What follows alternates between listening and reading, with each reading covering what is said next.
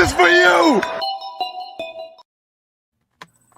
Good afternoon or evening, I guess it is now. James and I are coming to you live following Game 2 of the ALDS, which the Tigers defeated the Guardians by a score of 3-0 in a old-fashioned pitcher's duel that lived up to the billing, and we'll get into it here a little bit, but I think if someone told you around lunchtime today that Matthew Boyd would match Drake Skubal when it came to putting up zeros, I think you would have liked your chances as a Guardians fan, and they were in it. They're in it till the ninth inning, and then Emmanuel Clase is human. I mean, it took 164 games to kind of figure that out. Obviously, he didn't pitch in 164, but still, Emmanuel Clase is human. The Guardians head now to Detroit for a Wednesday and Thursday evening, or what I think Wednesday might be at 3:00, but we'll get into that too as we get in. But yeah, we wanted to come to you live here following Game 2 in Cleveland, and there were some good things that happened and some not so good things, but I want to welcome in my co-host for this episode, James Ellifritz. James? Derek, how you doing? I was doing better about 45 minutes ago, but I think we both were. I mean, this has been a day. I'm already amped up from the damn Browns yesterday, and I know we don't want to go that direction. That's now the Guardians. Now the Guardians took the big L today, 3-0. I didn't get to watch a game, so let me just start with this. Major League Baseball, kiss my ass with your damn afternoon weekday games. And I know the Yankees are getting ready to play at 7:00 because that's where your viewership is. But damn it, I'm tired of being at work watching one of these important playoff games, even though we really didn't miss anything, right? No. It didn't take me long because I was trying to catch up, and at the very end, what did I get to see as I'm literally driving in my van? Yeah, I was driving, and I was at least listening and had the game out of the corner of my eye, YouTube TV on my phone, I'm not going to lie, and I don't think it was my punishment for doing that, seeing that 3-run homer after having 2 outs in the ninth inning. So just could not close. Let me ask you this, Derek. Should Kevin Stefanski have left Clase out to try to get that 4th out? Oh, wait a minute. Wait. Mixing my teams up, my coaches up, and our losses up. No. So, yeah, like you said, Clase is human. Tough one to go into Detroit that way. My biggest concern, Derek, after Game 1 was never thought I'd see Clase like this. Yeah, like Derek said, he's human. Quan saved him on that catch in the 8th. I did get to see that highlight. And even after the replay, what do you think? I only saw one good close-up replay on that. Did it look like it was in the glove? There was nothing on the ground, right? We'll go ahead and share that right now so everyone can take a look at it here. One moment.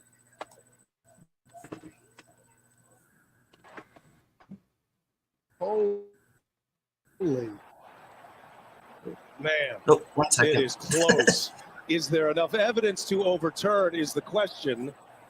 Did it hit the ground? I don't know. It looked like it hit the glove, the leather of the glove.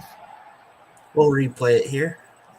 But as you can see, I mean, the ball did bounce. And live, I did think that it was one. Did it hit the thumb of the glove? Probably was going to go against the Guardians because they're Cleveland and that's typical. But yeah, if you take a close look there, the glove is underneath where the ball hits. So the ball never touches the grass. Quan's glove, the thumb of the glove right there is underneath where the ball hit. And as they reviewed it and took a closer look, they weren't able to conclusively say that it was enough to overturn the call on the field, which wasn't out. But a great play by Quan, but kept them tied going into the bottom of the eighth, where we had 9, 1, and 2 coming up. And earlier in the game, it was Rocchio having one of the better at bats that the Guardians put up today against Tariq Skubal with a double, and then Quan followed with a base hit to left. Odor held Rocchio coming around third. And I wasn't watching at the time. I was listening on the radio. Tom Hamilton quickly said that had Odor sent Rocchio, he would have been a dead pigeon, to use Hammy's verbatim there. But yeah, I didn't see it. I looked to see if I could find a replay before we got on here. I wasn't able to, but as it turns out, that would have only been one run, and needed more than one today after Kerry Carpenter's 3-run home run. But look at that, James. Not only are we here in Northeast Ohio, we're being viewed around the world. Hello, Liao. I apologize if I apologize very much if I butchered the pronunciation of your name, but thank you very much for tuning in. And everyone, if you feel free to comment on Facebook or YouTube or on our Believe Glenn Media X, and we'll be sure to bring those up and share your thoughts. And yes, you're going to Detroit now, and you know they say that out of the 3 or 4 major sports, home field advantage is probably the least important in Major League Baseball. But now Cleveland's going to Detroit, and if you don't want to face the eventual Cy Young winner, the Triple Crown winner for the American League this year, when it comes to pitching, Tariq Skubal, you're going to have to not just win one to get it back to Cleveland. You're going to have to win both if you don't want to see Skubal. And I don't think this is a situation where we would see him on Thursday. I could be proven wrong, though. Hinch is a veteran manager. He's done this. He's been in this situation. We can nitpick that and talk about, trash cans and things like that. But this is a different team, a different era. And I think he knows that he's probably watched as closely as any manager. So I don't think there's any foul play going on by the Tigers. And, real quick, if the Tigers were playing anyone else besides the Guardians, I think we'd all kind of be pulling for them. I'm kind of pulling for the Royals in their series, and it's only partly because it's the Yankees, but we're kind of all in this. We're all in this together, to borrow the old High School Musical song. But as here in the AL Central, we're just overlooked. People, as soon as these wild card series end, there were accounts I came across on social media out of New York or Yankees fans in general, just pretty much, crowning them. And I did see some realistic fans commenting, so it wasn't all bad. But yeah, it's do or die time, really. As sad as that is, as we're looking at it not at 1-1 here in the best of 5, but you don't want to see Tariq Skubal on the bump when they come back to Cleveland. So let's head up to Comerica and take care of business. And I don't know if Detroit's announced their starting pitcher or opener or what have you for Wednesday or Thursday. Pretty sure it's Cobb for Cleveland, and I've heard rumblings of kind of a piggyback situation with either Gavin Williams or Cantillo coming in, maybe try to get 3 innings out of each of them. But go ahead and jump in at any time, James. No, that wouldn't surprise me. I did see Alex Cobb for Game 3. I didn't see the starter. I mean, I looked last night. It could have changed. Haven't had time to update, but I was thinking about this game going against Skubal. Actually, in Game 1, because in Game 1, when we scored the 5 runs in the first, My concern is that we were going to get all these runs at the beginning and not put anything together the rest of the game and just live off that first inning. But thankfully, in the 6th inning of game 1, David Fry hit the ball and scored 2. What, he hit a double? Where'd my number go?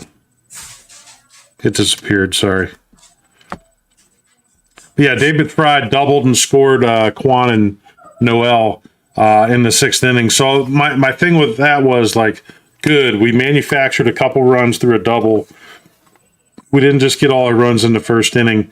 I just didn't want a whole bunch of zeros, knowing going into today's game, there was probably going to be some goose eggs on the board. And thankfully, like you said, Matthew Boyd showed up, could match him for the most part with zeros. They did get, Tigers had, 9 hits, I believe. Let's pull up the box score here so we can look at that. I think the Tigers had 9 hits to our 3. Here, we'll get it up here, folks. One moment. There we go.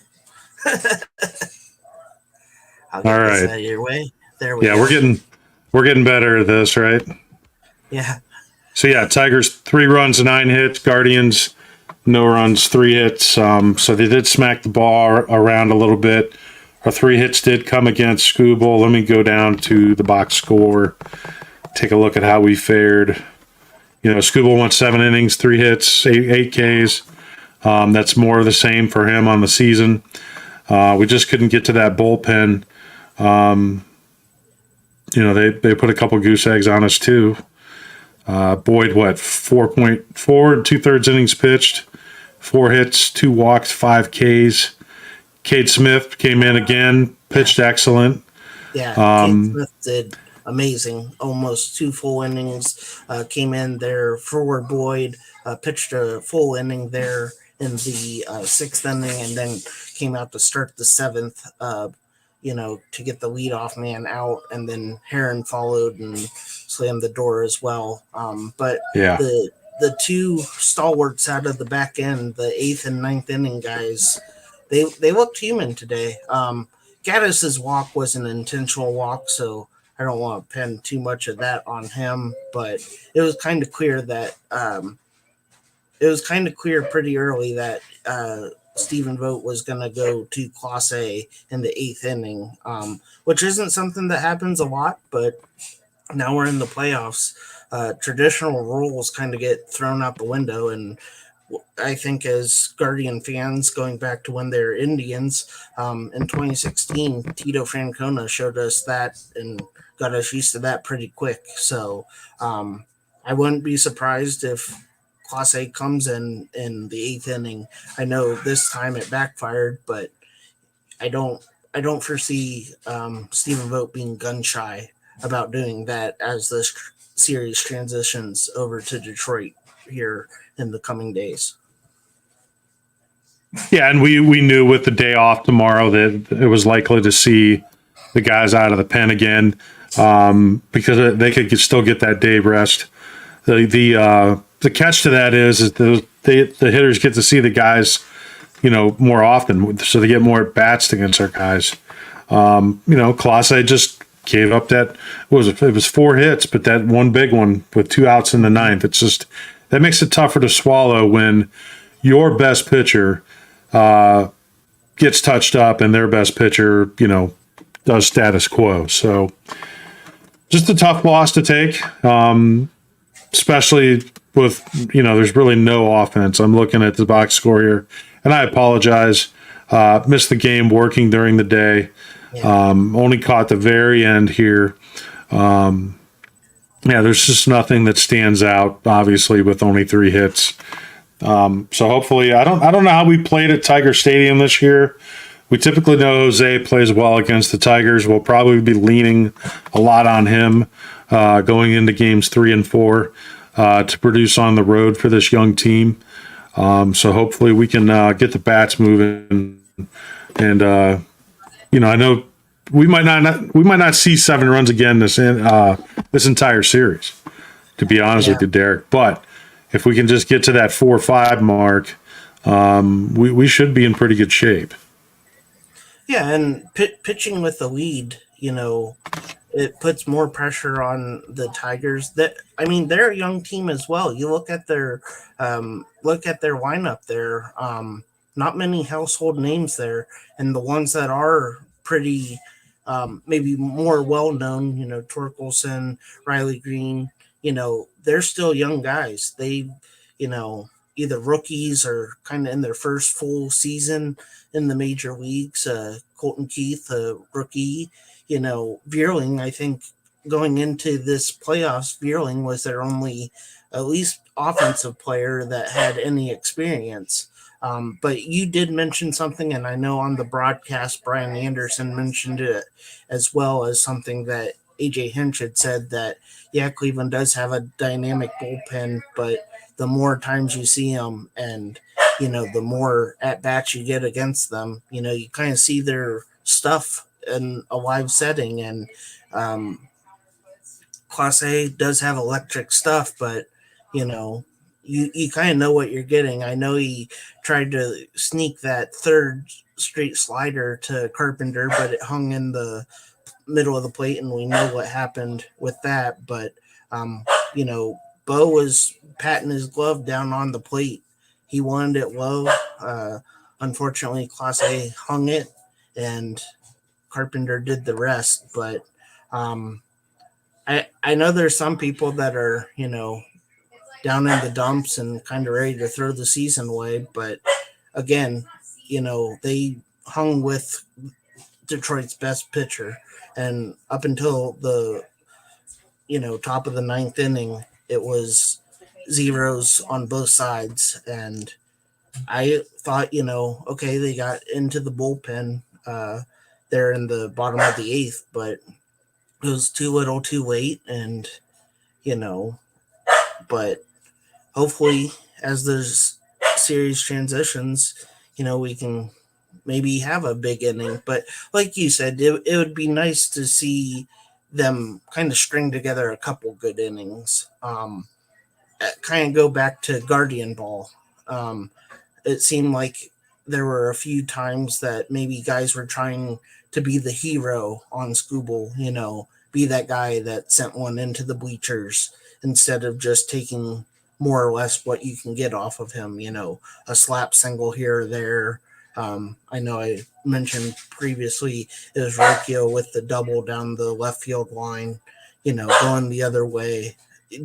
Rocchio switch hits. I'm sorry, he wasn't going the other way there, but still doing those little things that maybe you have to do against someone of Scooble's stature. Derek, I thought we were going to try not to talk about the Browns. I see that it looks like you're sitting at Progressive Field live, and I can hear a dog barking all the way from Cleveland Stadium. So at least there's one dog that's still ready and happy on a Monday to want to talk Browns. Yeah. She smells the chicken in the air fryer. That's what she's wearing. There you go. Somebody's got to eat. Because the Guardians bats got 8 up today, unfortunately. Losing 3-0. We just wanted to jump in tonight, get a quick recap. I will say, Derek, as much as I told MLB to kiss my ass to start the show, which is not my normal forte, I was super happy with the playoff games last night. The Padres-Dodgers game had some serious great play in it, some serious drama between the teams. I love seeing that fight and that spunk. And then the Phillies-Mets game was just back and forth. What a battle. I don't know if you got to watch that. As much as we talk guards, anybody that's watched the show with me on it knows I love to just talk baseball in general. So baseball playoffs, if I could take my guards hat off for a minute, this pitcher's duel today, if you like pitching and you hate offense, today was your game. But with that blast in the ninth inning, so clutch hit by the Tigers. Got to tip our cap to them, unfortunately.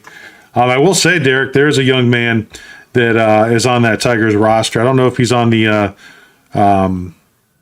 playoff roster currently. I didn't look at that, but young man right here from Jackson High School, the catcher Dingler. is on that roster, brought up as a rookie this year. So it's been exciting in our area, in our community, to see a Stark County player up on a major league roster. And his teammate, Kyle Nicholas, made the Pirates this year and as a rookie. So, and then the kid from Marlington that played for the Astros this year. So 3 Stark County players, former Stark County players being in Major League Baseball. Still kind of exciting. I see the Royals, the Yankees getting ready to start here in about 10 minutes. As much as we want to hate on the Yankees, I do love the atmosphere at Yankee Stadium for a playoff game. So I will be tuning in tonight between that and Monday Night Raw. I don't know, Derek, with the Browns loss and then the loss tonight, man, maybe we need to start being movie critics. Yeah, maybe I think that the sting would be a bad movie sting is nothing like a sports loss, and maybe that's what we need to do. Start being a movie critic. We'll start a new part with Believe Land Media. We'll have to talk to Kevin about that, just to expand all the different things that we cover. So, yeah, yep. Well, thank you everyone for spending some time with us here this evening, as we kind of talk through this heartbreaking loss this afternoon by our Guardians. But if you do want to listen to and chime in on some Browns, Brandon, Clarence, and our fearless co-host James will be discussing the state of the Browns tomorrow evening in about 24 hours, actually 24 and a half hours from now. They'll be live right here wherever you're watching us currently, and they'll be diving into some Browns talk. And if it's anything like it's been, Clarence will have a few choice words for the Browns brass and the offense and the defense and everyone but Corey Borkas, because he's about the only one worth a damn right now. I'm going to say no comment on that for right now. Yeah, but I do agree with that we have a great punter. I would just like to not know that because Right. I'd like to keep him off the field. Right. But thank you everyone for joining us. Once again, the series shifts to Detroit, and the next game is Wednesday. And do you have a time on that, James? I don't know if you have it. I'm sure it's an afternoon game just to piss me off at work. Yeah, I'm pretty sure it is. I think I saw 3:00, but wanted to kind of take a look here. I'm getting there. I'm almost there. No, Wednesday, first pitch, 3:08. 3:08. So, yeah, an extra hour earlier. Freaking fantastic. Yes, that'll be great. Said no one ever. So, yes. thanks again, everyone, for now, if we win, I could probably care less. Oh, yeah. Yeah, a win makes everything better. The food tastes better.